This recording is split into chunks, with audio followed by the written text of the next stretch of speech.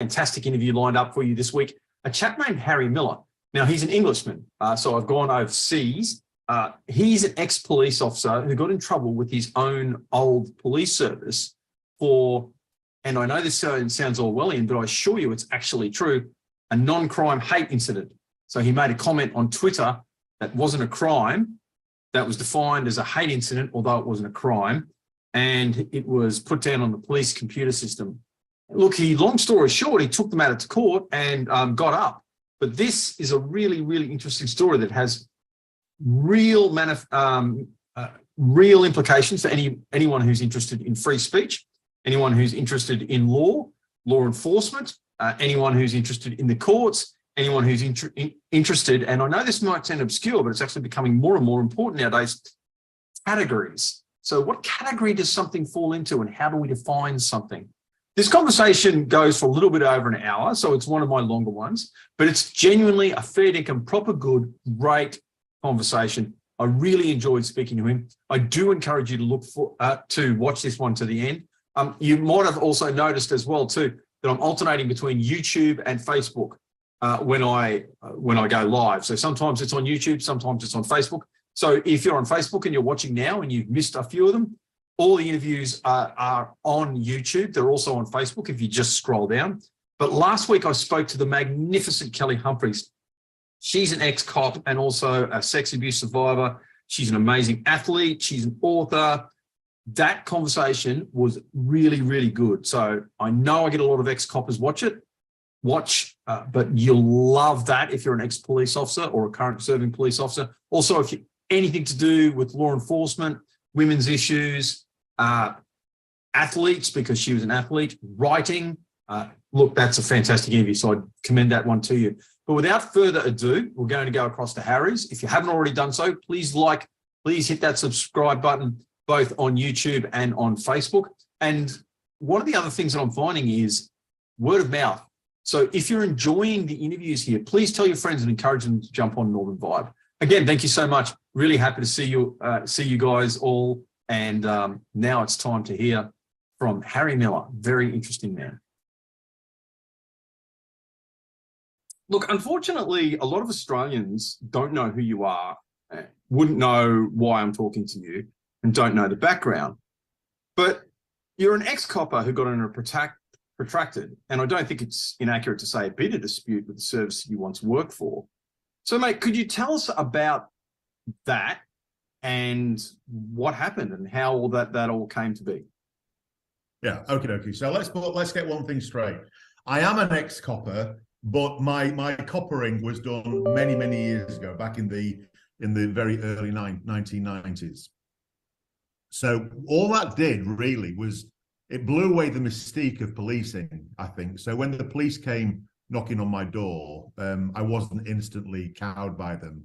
I know what police officers are like. I'm from a family of police officers, so I didn't have that initial jerk of utter terror and immediate compliance.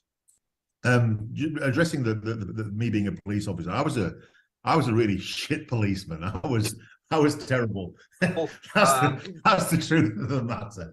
I was like, you could give me a description of somebody who was wanted, and they could walk right past me, and I just wouldn't notice. I'm rubbish at details. I'm the kind of guy that, if my wife says get something out of the fridge, if the labels change, I'm rubbish. I won't see it. I just don't see that level of detail. So, when your success as a beat bobby relies on spotting number plates and things like that, I was pretty poor at that. What I was good at was I was very, very good at interviewing people. I got a skill for that. I quite enjoyed fighting. I think I was always fairly entrepreneurial in my thinking. So once I realized that they weren't going to make me chief constable within the year, I kind of left. And that's when I set up my own business, unloading coal ships at the port of Immingham. And I was very successful at that. Ended up employing over 100 people, unloading around about 150 million tons of coal. Quite a bit of it coming from Australia, I've got to say. So I had a very, very successful business. And in 2018, my wife had alerted me to, with some alarm, to the growing tendency for men to identify as women, and not just to identify as women in the old-fashioned way of, being a tranny, getting dressed up in women's gear and sort of pouncing around like you do. That's absolutely fine. We've had transvestites with us forever. I think they're a bit weird, but hey ho, we live and let live, and it's absolutely fine. In a club, and when they're singing along and doing the karaoke and doing the shows, I absolutely love it. Dame Edna, God bless her, absolutely fantastic. But it had moved from that to this strange statement that trans women, are actual women. That simply by declaring that you are a woman, you magically become one. This massively offended my sense of philosophy, my sense of ontology and epistemology, my sense of rationality. But more than that, my wife pointed out that 51% of the population are female, and that this was going to make this was putting sex-based protections at risk. If anybody can be a woman just by saying I'm a woman, saying the magic words I'm a woman, then instantly all your sex-based protections come crumbling down. They're nothing more than a useless Maginot Line, and that disturbed me. So I started tweeting to my very, very few followers on Twitter, and I was so popular on Twitter that if anybody liked one of my tweets, I would sort of have a little party and think that I was influencing the world. I was ignored by the millions, roundly by the millions. I ended up over a year or so building up about 600 followers, very few of whom ever engaged with me, until one day. So it was January 2019, and I was down at the local shop doing some shopping for my wife, and I was sitting in the car park playing Candy Crush when I got a phone call from my office, and it was my managing director, and he's like, "Mate, we just had the police here." I'm like, "Really? What they wanted?" I'm thinking, parking fine. I don't know, no idea what I could have done. Said, so I've got the number. I didn't give him your number, but I've got his number if you want to give him a ring. So I rang him up, and he explained that his name was PC Gull from Humberside Police Community Liaison Division. And he said to me, "Are you Harry the Owl on Twitter?" And I went, "Yeah, that'll be me." Yeah. He said, "Well, we've got a complaint." I said, "Right, okay." He said, "Yeah, somebody said that Immingham Dock is going to be a very dangerous place because you're working down there and you're a raging transphobe, and we're very concerned for the transgender population at Immingham Dock." At which point I just burst out laughing. I'm like, "Have you ever been to Immingham Dock, mate? People down there, they still point at the sky when a plane goes over. It's not progressive central. There's barely any gays there, let alone any transvestites. It's just not that sort of place." I said, the idea that there's going to be a bunch of transgender people in my workplace who are terrified of me is just utter nonsense. He said, "Well, nevertheless, we've had this complaint." I said, "Look," I said, "is anything that I've tweeted criminal?"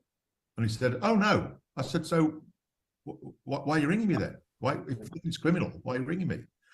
He said, "Well, a lot of it is offensive, and we have to do that." I said, "Well, hold on a minute." I said, "Just hold your horses." I said, if nothing that I've tweeted is criminal, just tell me again why you're ringing me." And he said, "I need to check your thinking." And I was like, "Whoa." I said, "I beg your pardon." He said, "I need to check your thinking." I said, "Right, so let me get this straight. I've not committed any crime." He said, "No. But you need to check my thinking." Yes. I said, "Have you any idea what you sound like?" He said, "No." I said, "Right. 1984 is a dystopian novel. It's not a police how-to manual. You don't get to ring me up to check my thinking. You just don't get to do that." Okay, so I said, "How many tweets have you got there?" He said, "Well, we've got 31 tweets." I said, "Right, and none of them are criminal?" He said, "No." I said, "Right, okay, so which is the one, in your professional opinion, that comes closest to being criminal? One that, if I'd just gone a little bit further, it would have crossed that threshold into criminality?" And he said, well, you published a limerick. I went, you what? Are you on something? A limerick? I said, I've never written a limerick in my life. He said, no, you retweeted a limerick. I said, yeah, and so what? He said, well, you know, that, as far as I'm concerned, is the one that came the closest to being criminal. Now, I looked up, I eventually found this retweeted limerick, and I'll repeat what I can remember of it here, because it says this. It says, what was it? Your hormones are synthetic. What was it? Your hormones are synthetic. Your breast. It had the lines like, your breasts are made of silicon. Your hormones are synthetic. I can't even remember the bloody thing, in all honesty. Well, like, I didn't write that.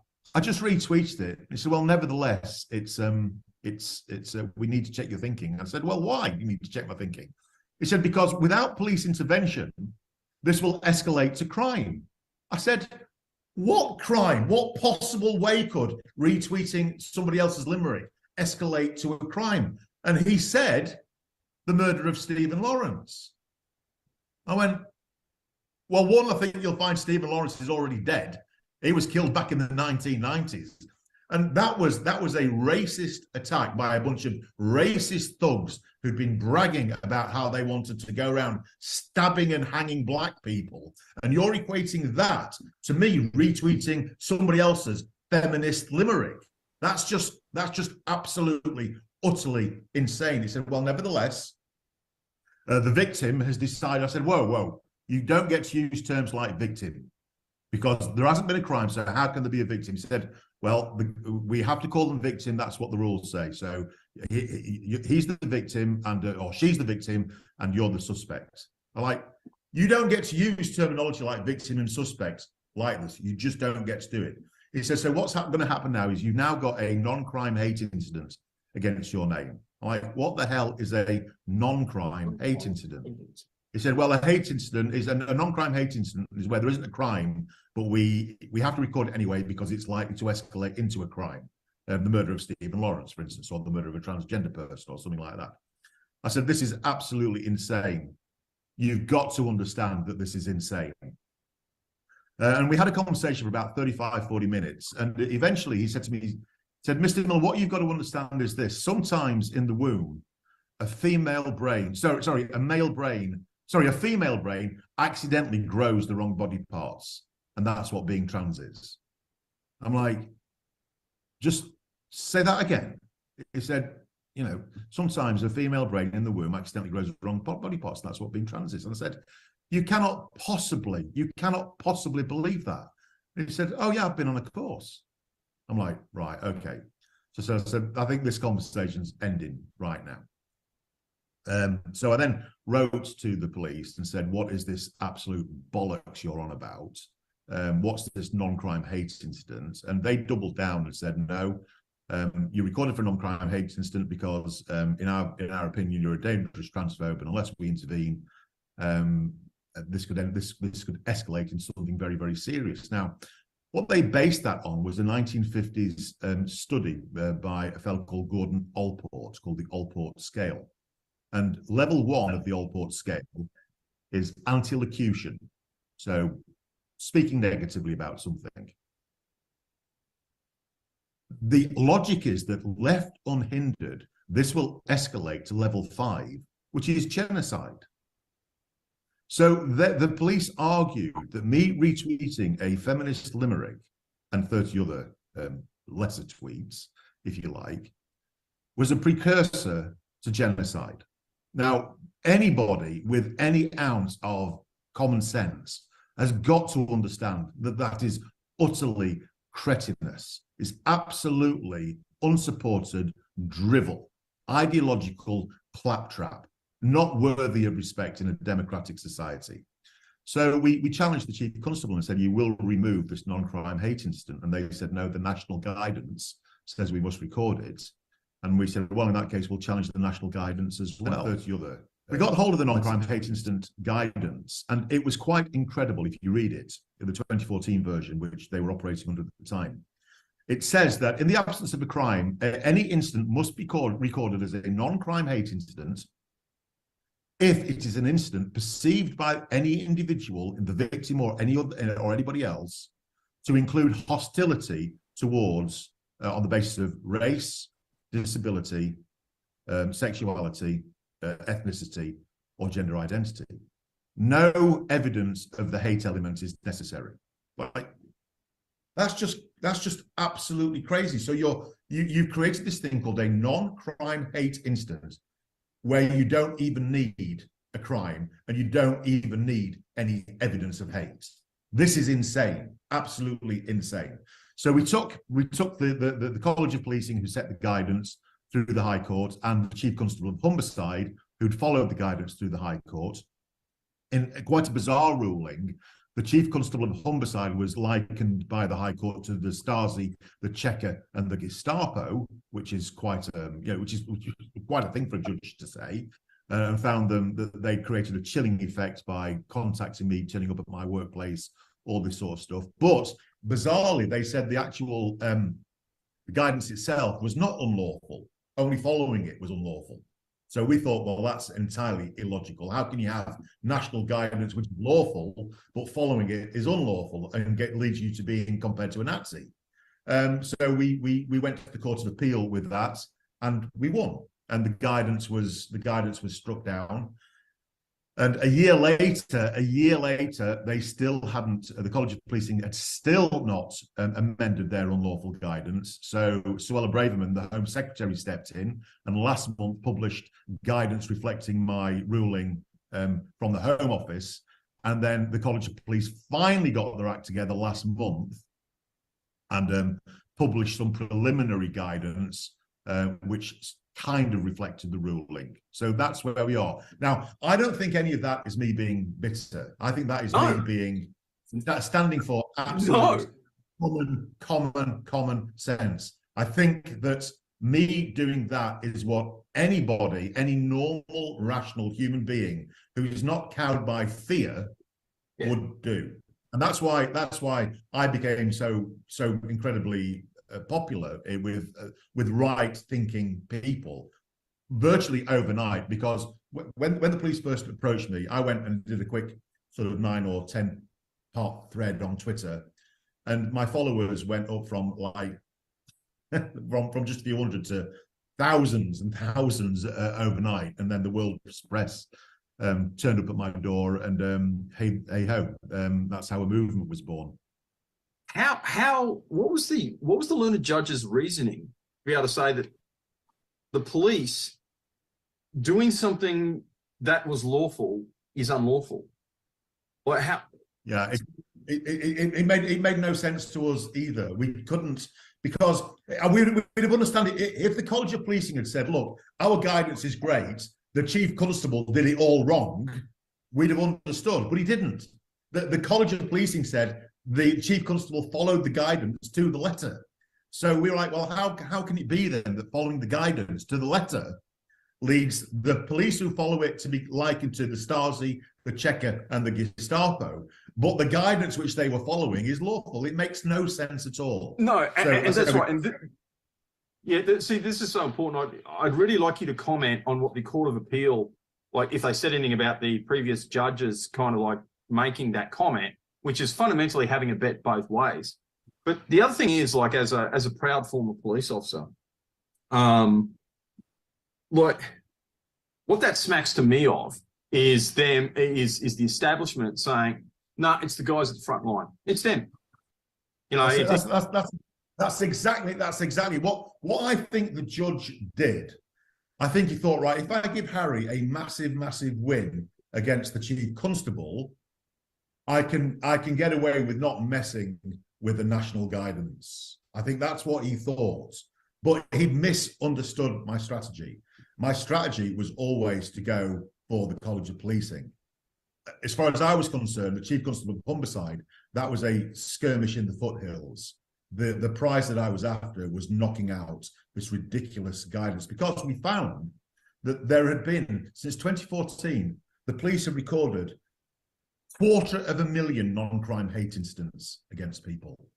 I'm sorry. 250,000 non-crime hate incidents against individuals. Now, it gets worse than this. because not only is no evidence of hate required, there is no necessity for the police to tell you that you've got a non-crime hate incident recorded against your name. They may tell you, they may not tell you. But even worse than that, they are disclosable on an enhanced DBS check. So yeah, exactly. So let's explain that to the listeners that don't have our background. Something that's been reported to the police that they don't even need to speak to you about, that isn't a crime, can be recorded on a database with a clear adverse inference against you, and released to people who check for that as an adverse inference against you, as some sort of indication as your character, which is of course going to impact on your employability. It's going to impact on your public reputation. It's going to impact on all those things. Did I get that correct? You got that absolutely correct, and they argued for that in the court, that they shouldn't be allowed to release these non-crime hate incidents on an enhanced DBS check to a potential employer if I was working with if I would apply to a job that worked with any vulnerable group. So, for instance, if I applied to work in the university, in a charity, with kids, then this would be released to the potential employer. And if you look at the physical record, what it says is crime report on the top, not non-crime. It says crime report, and then it describes me as the suspect, and then it describes the complainant as the victim, and then it says crime, transgender hate, and then in the small print it says category non-crime crime. What does that even mean? What is a non-crime crime? That is pure Orwellian doublespeak. Now, if I'm an employer, a potential employer, I get that through. What am I going to read? I'm going to read crime reports. I'm going to read suspects. Yeah. I'm going to read hate. I'm not going to read the small print that says non-crime crime. And even if I did read it, I wouldn't understand it. That application would get filed in the waste paper bin. 250,000 of these things have been knocking around the country. So again, this is not me being a bitter ex-cop. This is me being, I think, a decent, upstanding, rational, logical human being who's said, screw this. You picked on the wrong bastard. Because I'm coming for you. Well, the other thing is, again, and I'm really sorry to harp on about this, but I try very hard to remove the police from my identity now that I'm out. Just by way of explanation, very briefly, I joined I went through the academy in Queensland in 91, and was sworn in December 91, and did a 30-year career. So do the math. I've only been out. You're a proper ex-policeman. Not 10 online. I'm a proper bully man. That's the Indigenous. Yeah. Or Biden. The Torres Strait Islander nickname is. I'm a proper Biden. Yeah, but like to us, because it's so close to your identity. It's like, you join to do the right thing. You join to uphold and look, I'm not every cop, but I'm a lot of cops from my generation. Like, I look to the generations before, the ones that fought, the Second World War and the First World War. And I wanted to uphold and be part of those institutions and those values that stretch way, way, way, way back. And I wanted to pass them on. I saw myself as one of the good guys, and I still do. Like, it's not that I didn't fail. It's not that I didn't falter. It's not that I didn't make some big mistakes. I'm quite sure there are people that are not alive today because of mistakes that I've made. I also know that there are people that are alive today because of decisions that I've made and things that I've done. I haven't been perfect, but on the balance, I would suggest that my career was a force for good. It matters to us. It's so deep. It's our identity. It's who you are. Like, you don't, as you found out being a business person, you don't join the police for the money. Like, the money's okay in Queensland, don't get me wrong, but like, you're not joining it for the money, and you're certainly not joining it for the conditions. No. You find, like, how did you find this impacted on your relations with frontline cops? Did you get much support from frontline police? I'd imagine this caused a bit of a split in the policing community. Can you talk about that? Because I know a lot of listeners are current and serving coppers. Yeah, it did. So immediately, once this happened, a few people gathered around me, including some serving officers, and we decided that we would organise. And one of our serving officers said, "Let's call the organisation Fair Cop." because we want to demonstrate that we believe that cops are fair. And of course, there's the play on words of something being a fair cop. So we immediately did that. Now, the officers that gathered around me had to remain entirely anonymous, obviously. We had to protect their identities. And I would go to prison before I revealed the identity of anybody who works with us. We've consistently over the since 2019, we've had a steady stream of police officers get hold of us. And what they tend to do is they tend to send me information that concerns them greatly, which isn't in the public domain. And then what I do is I put in a freedom of information request to the police force saying I'm aware of this document or this policy. They give it to me, and then I publish it on From Fair Cop, and we publish it that way. So that way we're able to absolutely protect the identity of our officers. But what we are planning on doing, possibly in the next year or two, is opening up Fair Cop to open membership to the police. Because whilst there's a clear restriction on the police joining a political association, we argue we are not a political association. What we stand for is the rule of law as it is. We're not campaigning to change the law. We're doing the same job as the police. Uphold the law. So why should a police officer not be able to openly join Fair Cop? And what we would like to do, because I don't know what it's like over in Australia, but representation for the police is in the form of a thing called the Police Federation, which is sort of an internal union. And without knocking every police federation rep in the country, I don't want to do that. But my experience tells me that very, very often, particularly on matters of pertaining to free speech, the federation reps are letting down their membership. They're letting down constables. The habit tends to be, look, mate, go in, say you're sorry, say you're guilty, say you're sorry, and we'll mitigate the punishment. I'm like, no, that's not how you represent your members. How you represent your members is, first and foremost, do you think you did something wrong or did not? If you say you did nothing wrong, then we're going to fight. We'll fight with everything we've got to get you off the charge, not to mitigate it. That's down the road.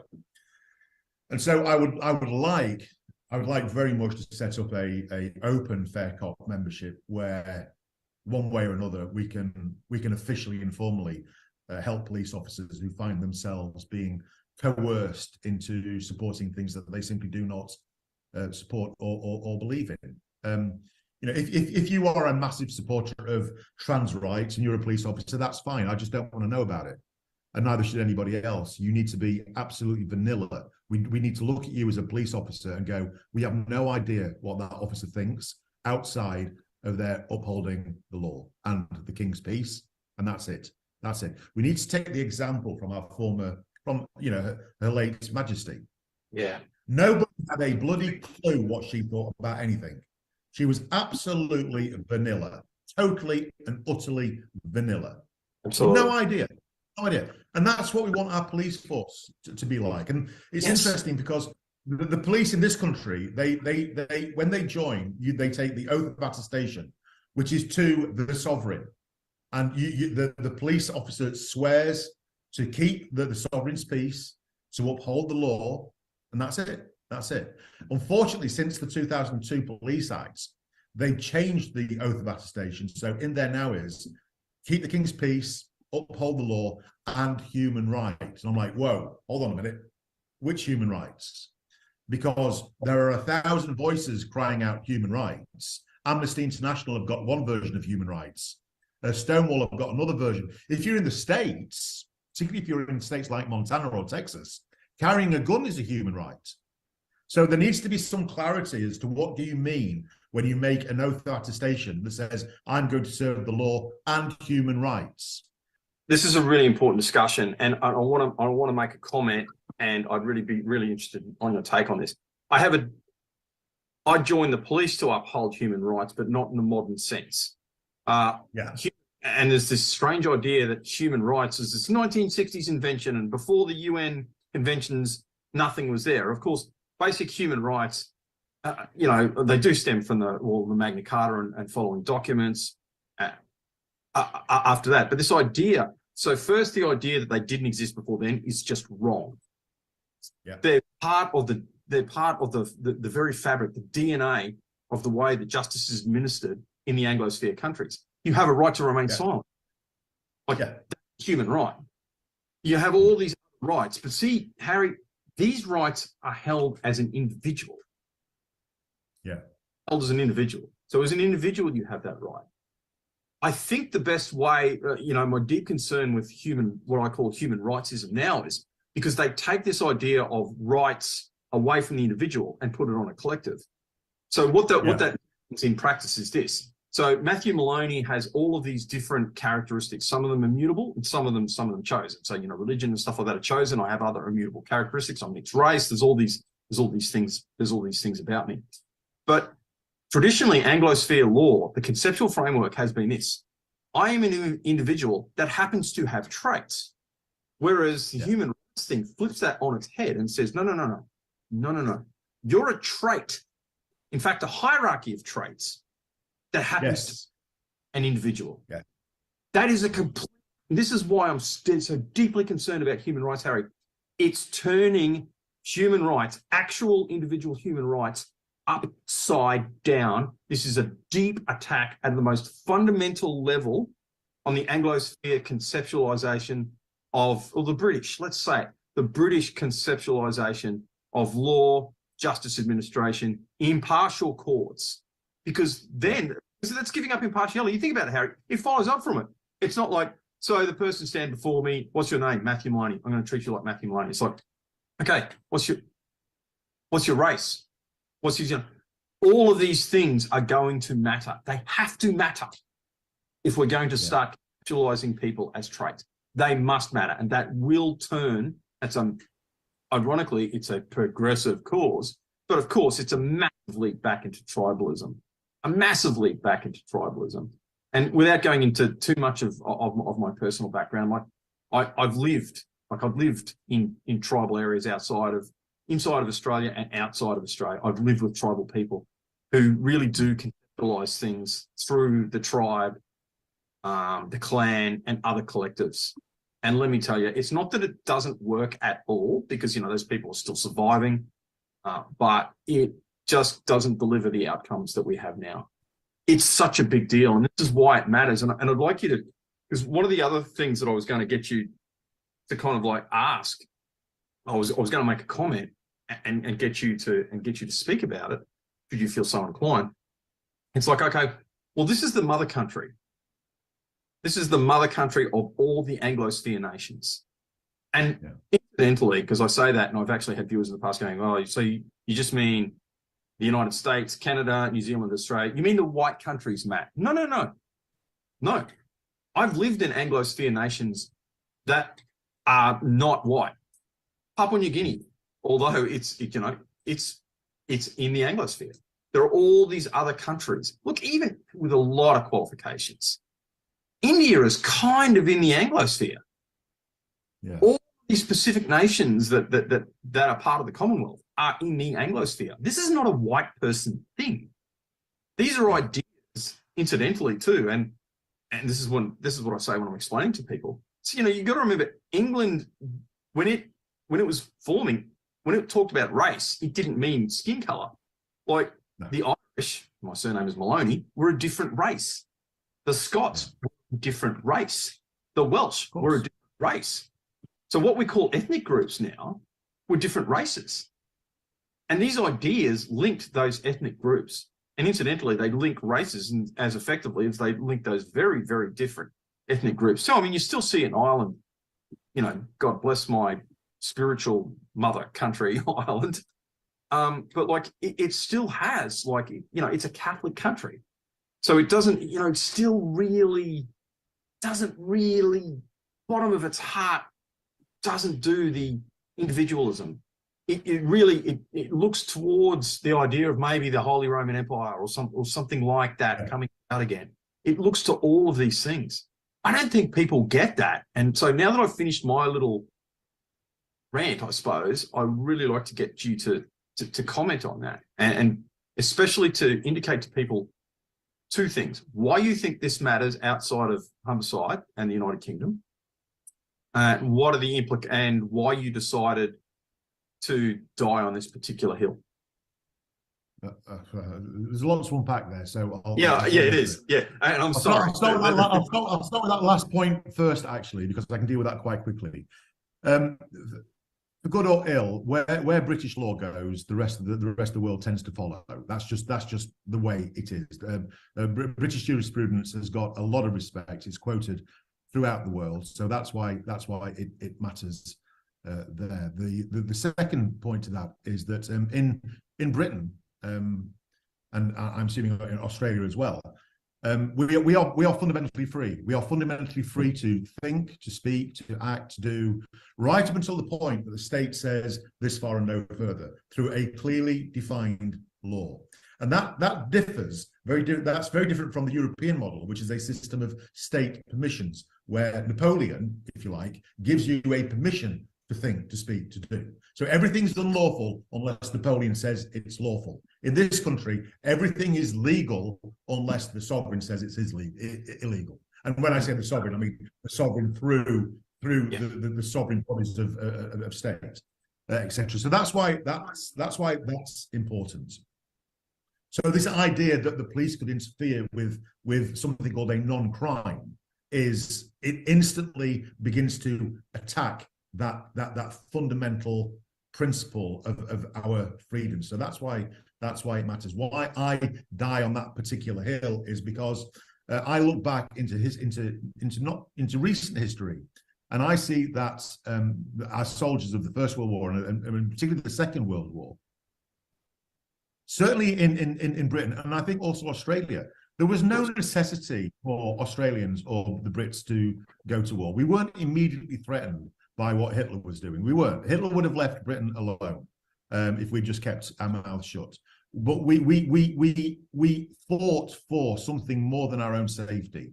We fought for an idea of liberty and democracy and freedom. That's why we went to war. Now, I risked my house and my reputation and all the rest of it, but I didn't risk losing a limb. I didn't risk getting my legs blown off. I didn't risk, a bullet in the brain.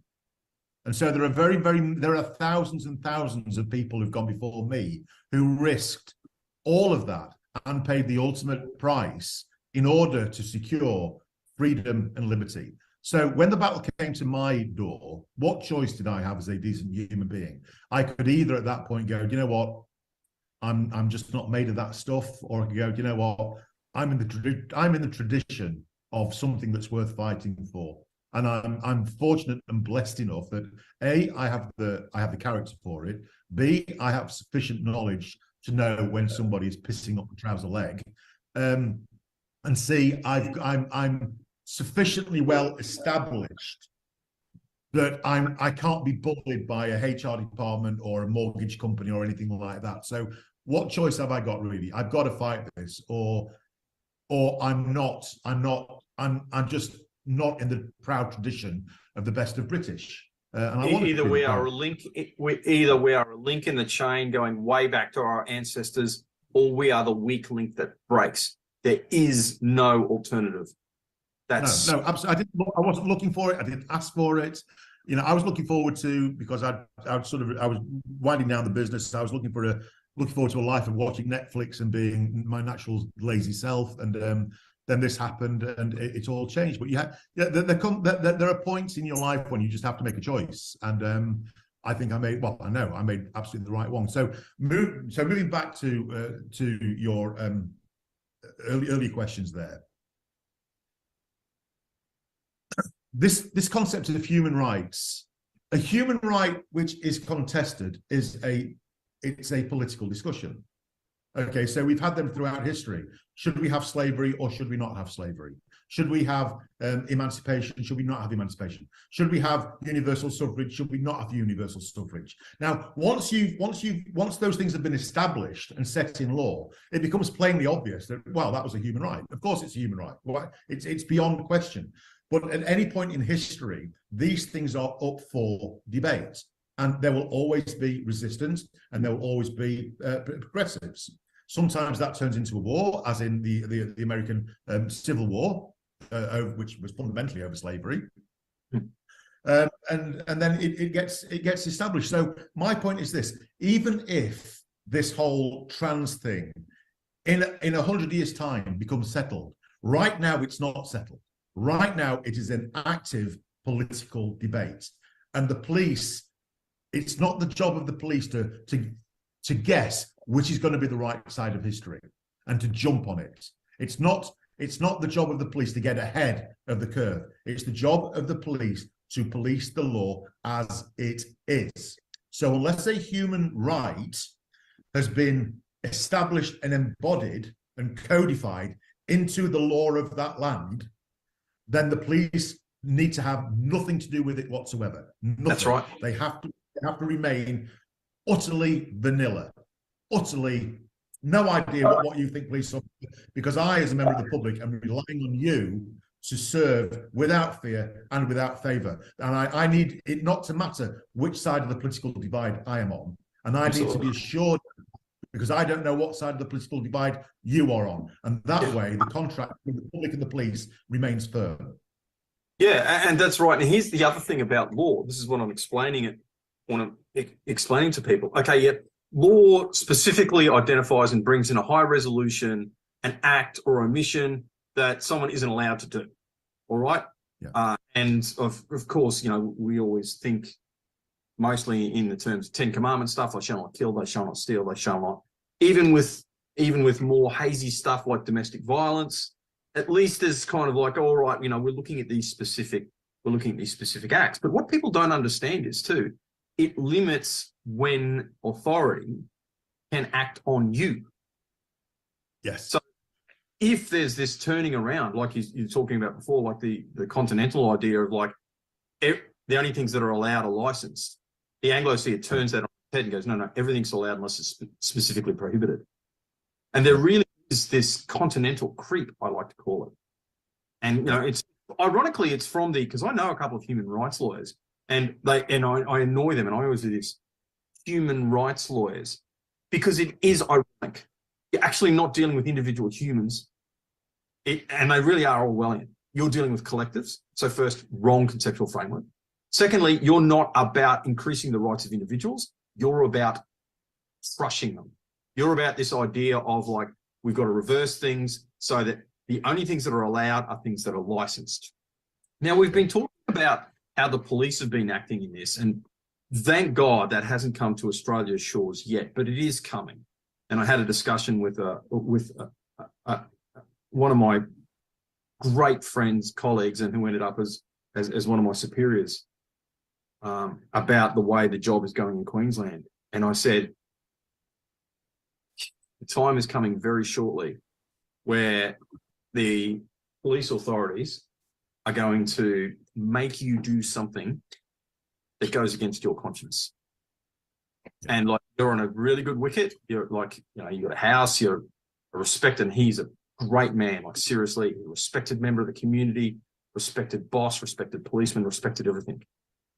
And it's going to be small. It's going to start off small. Can't come in and say, punish this young constable, or punish this burnout old sergeant, or this. And it's going to twinge against you. What are you going to do? Yeah. What are you going to do? And he said, oh, that happens all the time. Like, people come to take my staff away from me and stuff like that to go on rubbish operations and go, you're not getting it. You're not listening. They're going to come and ask you to do something that's going to go against your conscience, to punish someone who doesn't deserve to be punished. And it's going to start off small and seemingly not. But that frog will be boiled very quickly after that, because you've shown that you can do it. And that's the worry. That most definitely is the worry. And you're right. For instance, we have a thing called the Equality Act 2010, which identifies nine immutable characteristics, or so-called immutable characteristics, and gives you protection from them. Now, what's happened is, so religion, for instance, is a protected characteristic. That's absolutely fine. But what that act was designed for is to protect the individual with the characteristic of a particular of a religion, not to be discriminated against, and that's fine. So that means that if I'm an employer, I can't go, You're a Jew. I'm not employing you. You're a Muslim. I'm not employing you. I'm not that. Okay, so it protects the individual from discrimination. Now, what's happened is, over time, there's been an anthropomorphism where it's gone from protecting the individual to protecting not only the group, but also the ideology of the group. So, for instance, we get a situation where if you criticize, the protected characteristics in my instance would be a gender recognition certificate. A person holding or intending to hold a GRC, that's a protected characteristic. But that's been twisted so that anybody who, like me, who criticizes, mocks, satirizes the ideology of gender identity, the claim is, oh, you've broken the equality laws. No, I didn't. No, not at all. And it gets even worse. There's I don't know whether you saw that a young boy in the Bradford area, West Yorkshire, a few weeks ago. He was an autistic boy, and it's a very, very Muslim area, Muslim school, and he took into school his own copy of the Quran and dropped it. That's all he did, dropped it. And as a result of dropping it, it got a scuff on it. Not only was the boy expelled, he was reported to the anti-terrorist unit, and the police went to the mosque and sat with the leaders of the mosque and said that this was showed terrible disrespect to the Quran and terrible disrespect to the Muslim community.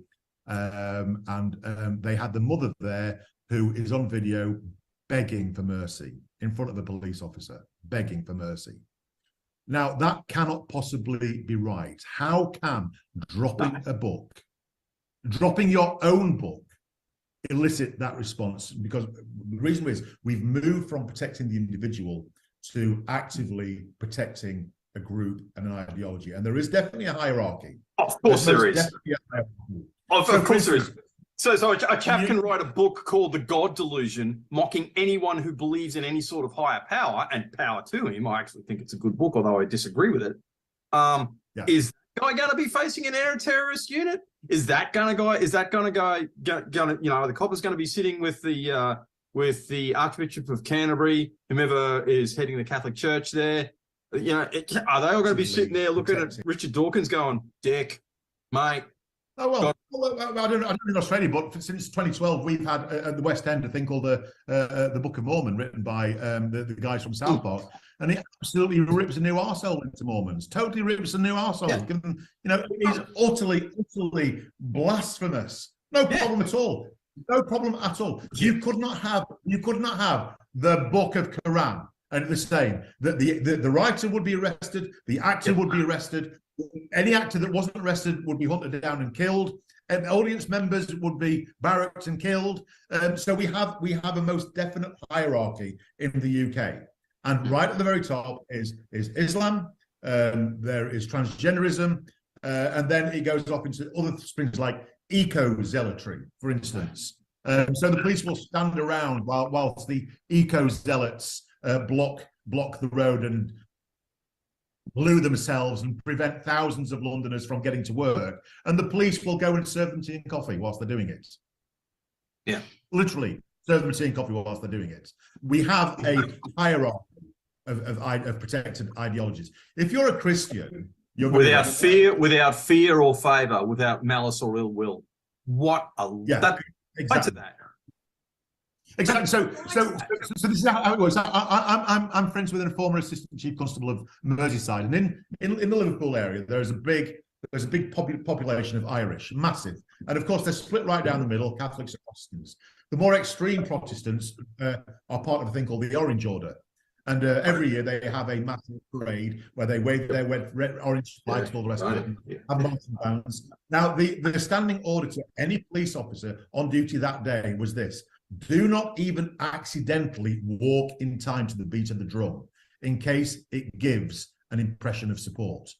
That's proper policing. Now we've gone from not walking accidentally in time to the beat of the drum to providing the bloody band, because that's what the police do. At pride marches, they'll put on a band. They'll not only march in time, they're there banging the drum, literally banging the drum.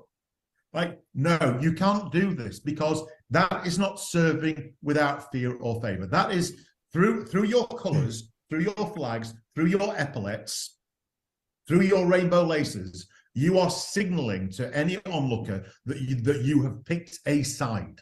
Yeah. You have picked a side. So what I've said to chief constables is this: look, one, I don't want you marching in pride parades, but if you feel like you must because of some perverse sense of community engagement, how about this? This is my compromise.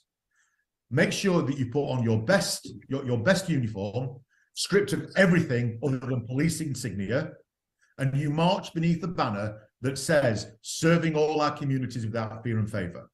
That way you signal support to the pride lot without pissing off everybody else. But they won't do it. They won't do it because they've picked a political side and they're invested in showing political support for that side.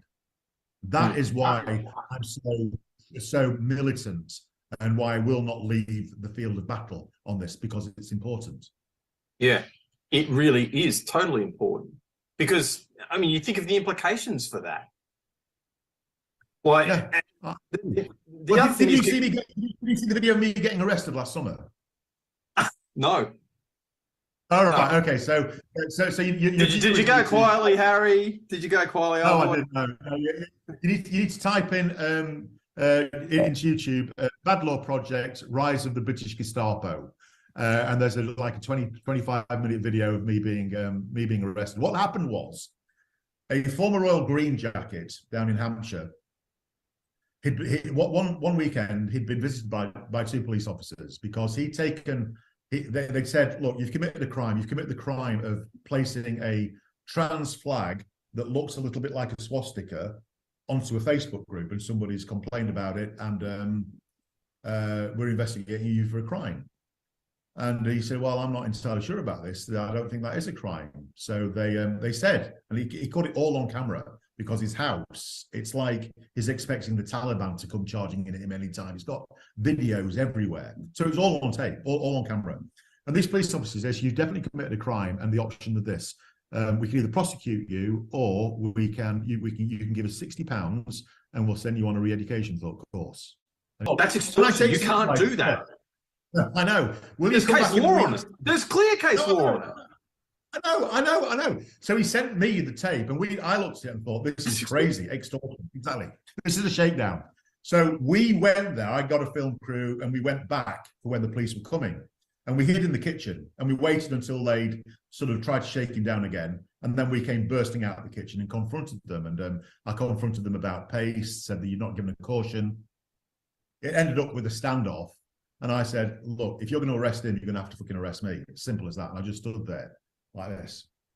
And I said, you, Army veteran, you stand behind me. They're not arresting you.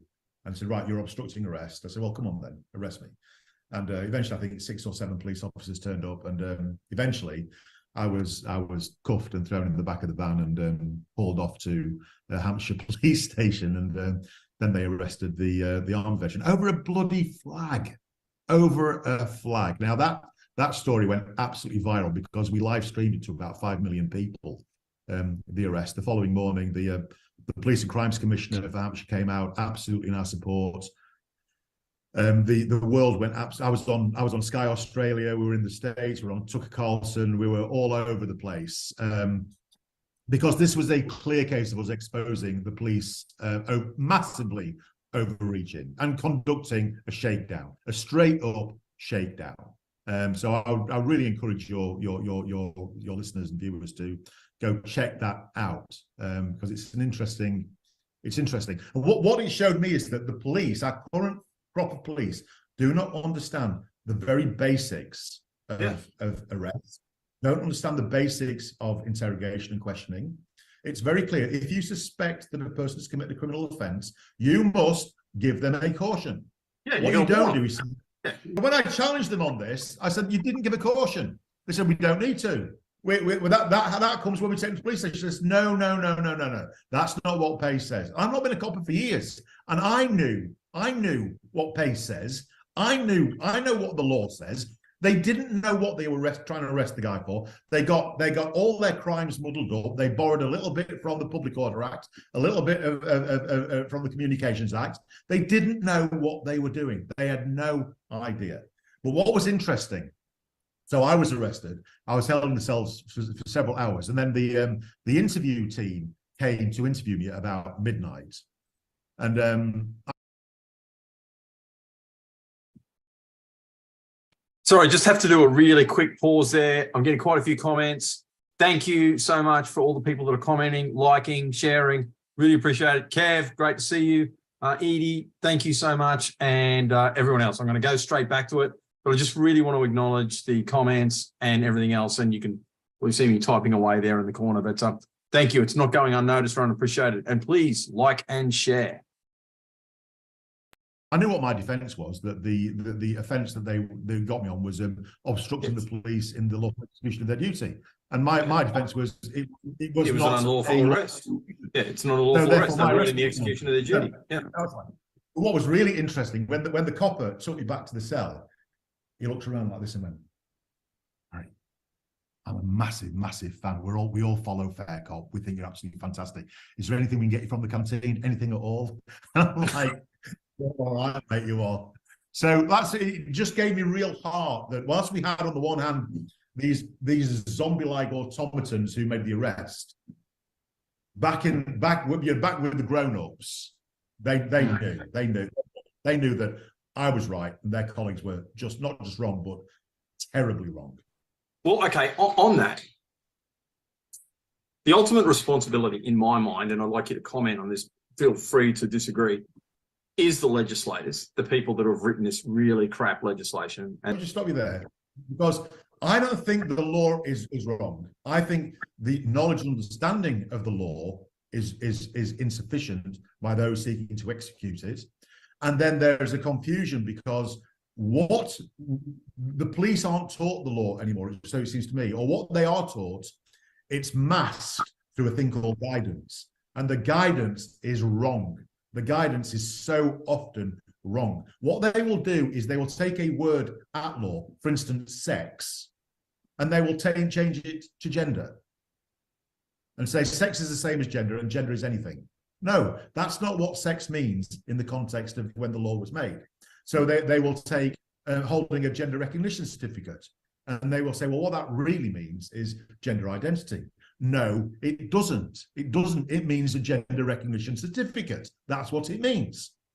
And so through the filter of guidance, law is changed and manipulated so that by the time the enforcer gets it, it's been changed to something entirely different. So it's an administrative change rather than a change of legislation. But that raises the question, yes, exactly. Was it the intention of the legislators that this happened?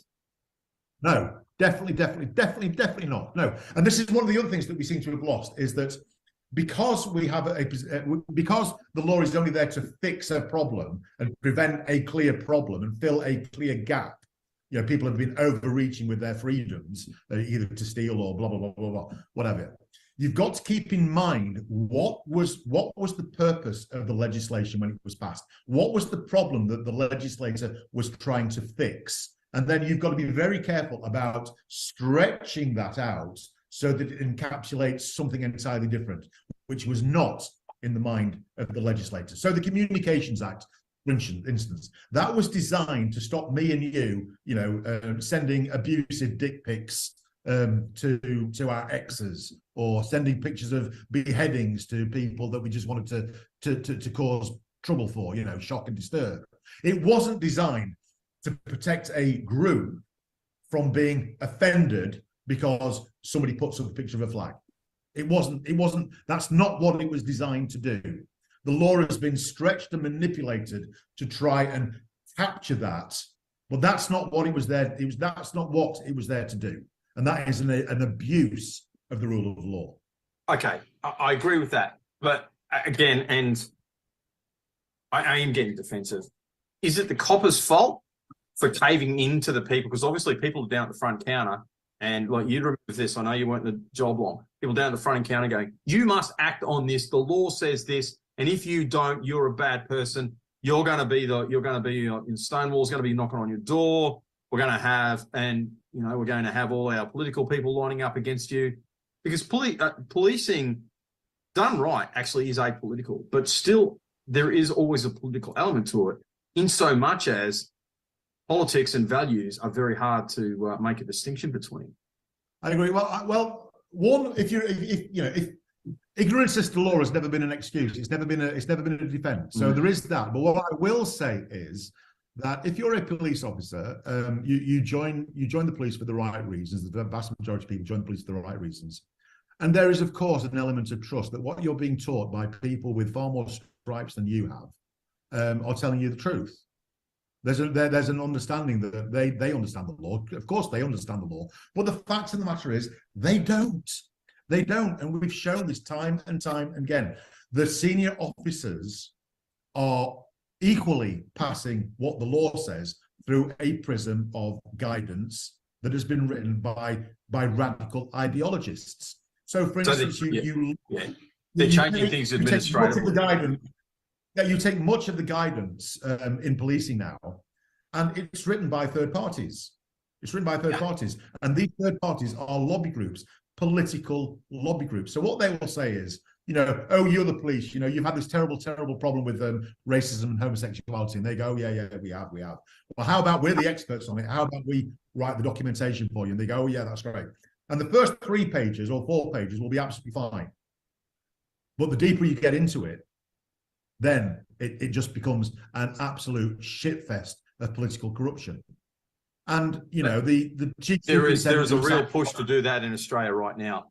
And actually, I can't talk to that because there's a court case going through that I'm involved in, but there's people trying to do precisely just that. It seems to me that in England, again, the mother country, the fountain of all Anglosphere ideas, this has been done by the police, which is strange and sinister. The way that it's happening in Australia is through these, we've got all these human rights commissions. We've got a Federal Human Rights Commission and all these other human rights organisations. And, they don't even, because none of these people have ever even been trained. So the idea of rule of law to them is I've actually spoken to a couple of them when I was still in the police. I was speaking to a couple of these people at events. And and I said, well, rule of law, and these people are like, so, these Westminster principles. And this, honestly, I had one lady's brows furrow, and she started explaining that it's a kind of like, well, it's a bigoted white concept, and, we're actually trying to overturn this. So, there was like this, okay. But, to a certain degree, you can't say it's complete codswallop because they're kind of right. Like, it's an English idea. I mean, it's not the only place that these ideas existed because people get really angry, but this is the place where it came into the highest degree of resolution. This is where the Magna Carta was written. This is where you had, the courts separated from, this is where all of these things happened. So you can't say that, oh, no. This is a human thing that happened everywhere.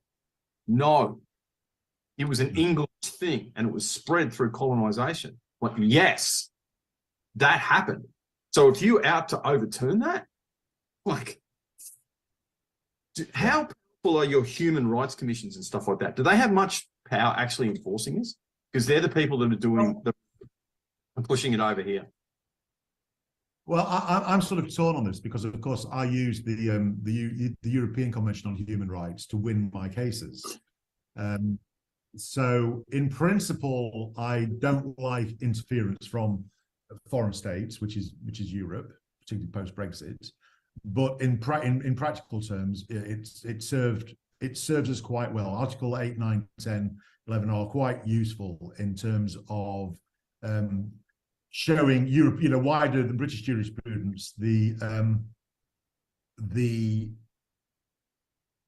treasure, which is the right to freedom of association, the right to a family life and a private life, the right to hold and discuss an opinion, the right to vocalize that opinion, the right to meet with people of a similar opinion. Those things are quite important. And I would, if we're going to get out of the ECHR, which I think we probably will and probably should, I do think that those things need bringing in, and we need to adopt those as part and parcel of our British or Australian jurisprudence in order to protect and preserve them. We shouldn't need them. In principle, we shouldn't need them because there should be an assumption that that we have these things, and that's one of the reasons why I resist the Bill of Rights. Yes, that was my next question. Yeah, because it says the state has given us the right to do this. No. We already have this right. We already have this right. So I'm against the idea of a Bill of Rights because I think that it's taking us down entirely the wrong pathway. In trying to preserve and protect. License. If you look at states that have got bills of rights and constitutions, they tend to be the much newer states, like America, for instance, which is I suppose in many ways the gold standard. That was an attempt to make at a point in time what they'd taken for granted over thousands of years from Britain. They needed it because there wasn't that historicity there in the US. So they tried to codify what they already had in Britain. But we are in Britain. We already have that. So let's not pretend that we don't. Let's not codify anything. Let's just stand for the rule of law, the sovereignty of the individual, right up to the point that the sovereign, through the legitimate organs of state, says this far and no further. No, that's it. But that's nested in certain cultural assumptions, Harry. That's nested in a lot of cultural assumptions. And if your culture has changed that much, really? And the second thing I'd like to ask is, and it's related to that, because the courts are going to reflect the intellectual climate and the intellectual cultures that are going through right now. And I don't want to talk too much about what's happening in some Australian courts, but do you trust the courts to interpret this law in the manner that it was written and taking into account the cultural understandings and axioms that happened at the time? No, that's where the rubber hits the road, because I don't. And I have very good reason not to trust it, because there's this thing called the Equal Treatment Bench Book, which is the Bible of the judiciary. And it's a rolling thing, so there's never one definitive version of it. It's an iterative process. But if you look at the latest version of it, it is chock-a-block with critical race theory, with queer theory, so that not being racist is no longer enough. Now, to not be racist, you have to be vocally anti-racist. You have to assume all the premises of Black Lives Matter. You've got to. There is an assumption that white is bad, that black is good, that that our history needs recovering, etc., etc. My argument is, if somebody is accused of racism, you're going to have to rely on a judge now to not look at the Equal Treatment Bench Book in order to give you a sound verdict. That can't be right. That can't be right. And again, it's a case of ideological creep infecting and infiltrating and being codified within these non-law, non-legal, tribunals, guidance books, people, how-to books, which even the judiciary follow. And we challenged the judge over this, and he said, "I'm not having any bench book tell me what to do." And I said, "Well, that's all very well and good, Your Honour, but that's you. But if you read the foreword of the Equal Treatment Bench Book, it says quite specifically that this is for judges throughout the courts of England to consider and take seriously. So if we've got to rely on you going, screw, I'm not being led by that book, we have to make a decision. Either the book's an utter waste of time, in which case get rid of it, or you're that one judge that is going to ignore it. Now, we cannot rely on finding that one judge who's got the common sense to ignore the Equal Treatment Bench Book. So it's everywhere. So in that sense, I suppose I'm talking myself out my own argument. I think my argument of not having a Bill of Rights is based on principle, when in fact we need something to counter this nonsense. I agree with you, and this talks me out of my own argument as well, because I think, oh God, let me be right, that this is just a fad, and it's going to die a natural death. And it'll be one of those times in history when people look back in a relatively short amount of time, so 100 years or so. And don't get me wrong, there's a lot of pain in 100 years. Well, that's 3 generations, 3 and a bit generations. People will look back and go, what the heck were we thinking at that time? These people just went absolutely nuts. Look, this is genuinely comparable to, the worst times of we always use American examples. You know, this is genuinely comparable to Jim Crow laws, where people Oh yeah, of people course, yeah. absolutely It is. confident. And the moral panic around McCarthyism, around communists and Reds under the bed, and all that sort of stuff. Instead of Reds under the bed, it's now transphobes under the bed, and it's just it's ridiculous. But this is the point of time that we're at. So we have to fight the battle that we're in. And I always say, you know, it'd be great if this was sort of a 6-year war, and I'm now 4 years into, in 2 years' time we can have the victory parades. But the truth of the matter is, it's probably more like the 100 Years' War. And I'll probably not see the victory. I'll see victories, but not the victory. But it's incumbent upon each generation in those longer wars to do their bit, and that's all I want to do. I want to do my bit. We've got this thing where Churchill was the real fascist. Oh, what? That's because you don't understand what fascism was. You think fascism is refusing to wear a they them pronoun. It's not. It's not. It's this ridiculous notion of national superiority, where you think that you have a right to cross over into other people's lands, slaughter and kill them in order to fulfill your ideal of expansion. And it's where you think that you are so convinced by your own racial superiority that you can invent a gas chamber and try and exterminate an entire genus of people. That's what fascism is. It's not to do with saying I don't like your they them pronoun batch.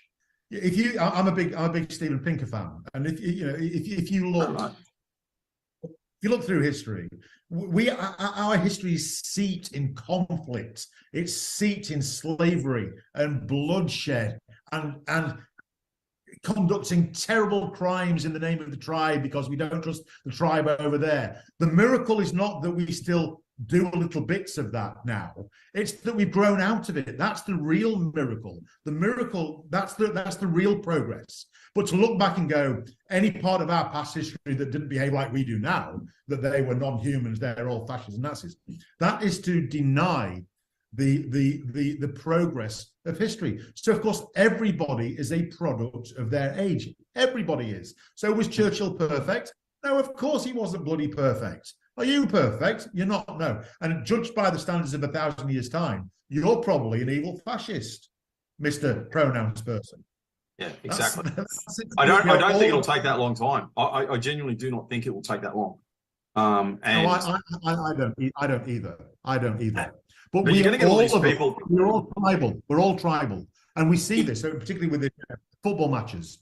Yeah, I noticed that in England. Yeah, it's our default setting. Like this is part of our first nature, rather than our second nature. Our second nature is to be kind and respectful and use an eye for thought. But our first nature is still quite bloody tribal. And you see this in the theatre of a football match. You do. You see it where we sing about our hatred of the other tribe and the other colours. It's a theatre from that replicates in a relatively sanitized form the sort of battles that used to turn into absolute bloodshed years and years ago. One of the things that I got into huge amounts of trouble for was I did the hashtag Say Yes to Hate. And I did that with a very specific reason. The police, I think it was West Yorkshire Police, were saying hate is a crime, or if you're not kind, it's a crime. I'm like, that's not true. And I put very specifically, I said that hate is an everyday human emotion like love and anger and jealousy. The only time we should be bothered about hate is when it tips over into criminality. Of course, we say no to hate-based crime, but hate, we say yes to hate. And that went absolutely mad. He said yes to hate. He said yes to hate. Well, hold on a minute before you get on your high horse. Let's have a look at how the College of Policing defines hate. They define hate as antagonism, ill will, ill feeling, and dislike. Now, hold on a minute. If that's the definition of hate, I'm right to say yes to hate. And I'll tell you why. Our entire judicial system is based upon antagonism. We don't go in and sit around and work out the facts. We have barrister on one side, barrister on the other side, and it's a fight to the death. It's an antagonistic system that we have. Our parliament is based upon an antagonistic system. The ayes to the right say, yeah, and the nays to the left.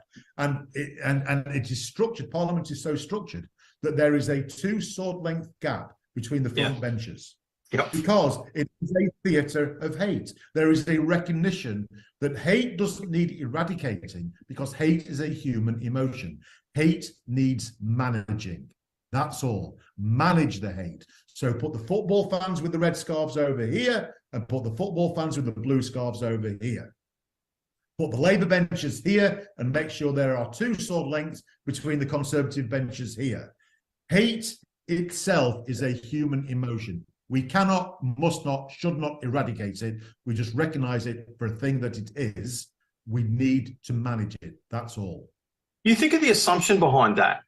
People think that, like, if you join the right team, that it somehow eradicates hate from you, rather than recognising that hate is something that, that the line between good and evil runs down, not between being a right side and the side of the angels and the side of the demons, but that line runs down between every human heart.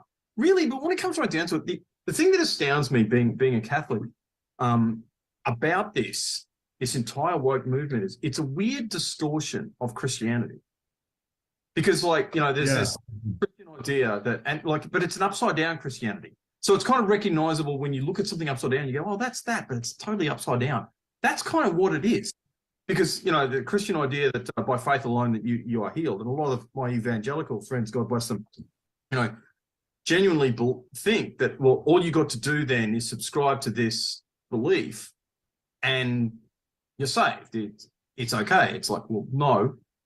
If you genuinely believe something, it's going to play out in your life. If you genuinely love your enemies, if you genuinely do all these other things, it's going to transform you as an individual. It's going to play out in a certain way in your life. It's not like it's not just like, it's more than just, it does have the aspect of sticking your banner on that post and saying, yeah, I believe in this, but that's got to mean something. Whereas with the woke mob, it's just sticking your banner on. It's like, yeah, I believe this. Absolutely, because there's the people who criticise me for saying yes to hate. They're the most openly hateful bunch you've come across. I mean, absolutely, it's like proper old-fashioned hate, not antagonism, dislike, ill will, that kind of thing. It's proper rancid hatred.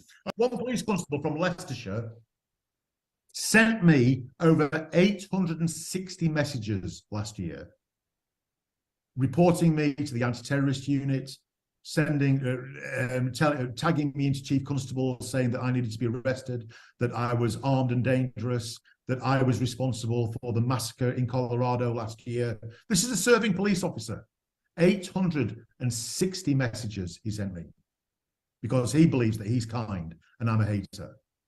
When a police force raises the trans flag above its headquarters, when it puts the trans flag on its riot shields and displays them in public, when it says, puts on another riot shield, puts policing with pride on it, then it signals to these lunatics in the force, we're on the right side of history. We are absolutely on the right side of history here. Look, I've got riot shields with my colours on them.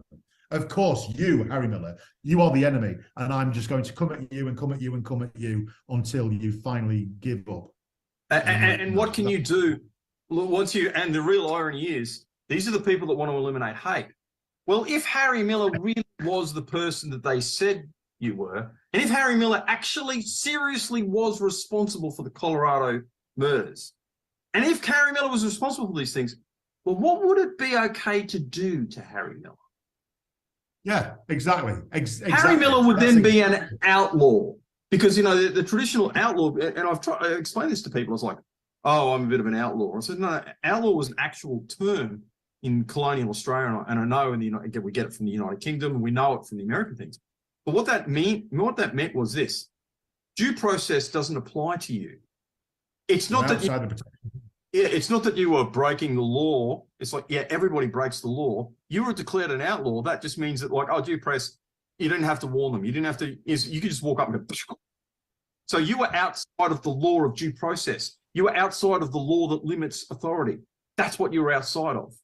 You weren't outside the law in so much as like, oh, I'm a cool, edgy lawbreaker. No, because, you know, everybody is in the lower kind of. You don't want to be declared an outlaw. You've been declared an outlaw. Fundamentally, that's what these people are trying to do. They're trying to bring back the concept of outlaw. Harry's a Nazi. Harry's a Nazi, and we all know it's fine to punch a Nazi. That's what it is. That's what it is. So it's like, no, show me what I've done. You show me in what way I've been Nazi, because all I've done is uphold the rule of law and encourage the police to uphold the rule of law. That is the opposite of being a Nazi. When you call me a Nazi, what you mean is you don't like the side of the political fence I'm on when it comes to gender ideology. You've no idea where I sit in any other politics because I never make it public. You've no idea whether I vote Labour, Conservative. You've no idea. But because of this one thing, that makes me a Nazi, and therefore it's open season on Nazis. Kill a Nazi. What's a Nazi? Yeah. I wouldn't mind. You know, would I be allowed to have the signs of the signs that Constantine put on his shields of his soldiers? Would that be allowed nowadays? Do you think maybe the papal keys would be allowed? You know, I mean, how would the College of Peace? Well, getting back to our example, could you paint on Orange Day? Could you paint your Merseyside police riot shields in the colour orange to signal support to the Orange community? There would be an absolute bloody riot if you did that. And fair enough. But put on your uniform, make sure all it says is your name, rank, and number, and which force you're with. That's all we need. We don't need any more. Just straightforward identifiers, and keep your politics to yourself. That's all we want. We want nothing more than that. That's it. Then I'll leave the stage. I'll go home, and I will continue my ambition to laze in front of the telly watching box sets. Simple as that. Okay, so tell me about Fair Cop as an organisation and what you want to do, because it sounds like you're morphing into a police association, fundamentally a union. They're going to end up giving people defence. But what else does Fair Cop do? You know, who's in it, and tell me about this organisation. Okay, so Fair Cop is not officially an organisation in that it has no standing. It's not a charity. It's not registered with. It's not a company.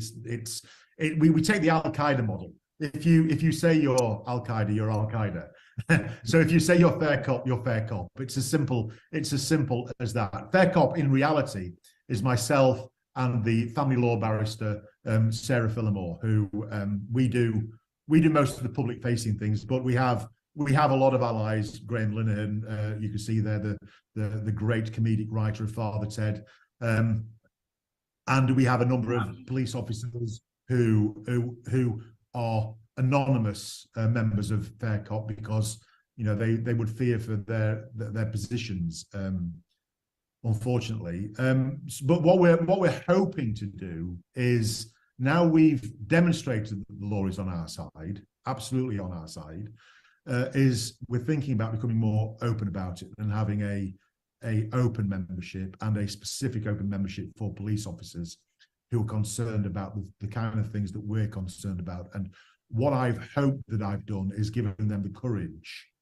to come out and speak openly, rather than having to do it behind pseudonyms and anonymous accounts and getting hold of me. The cops get hold of me and they're incredibly nervous. And the first thing I say to them is, look, I will never, ever, under pain of death, reveal your identity, and I will go to prison before anybody gets hold of who you are. That's the deal. But it shouldn't be like that.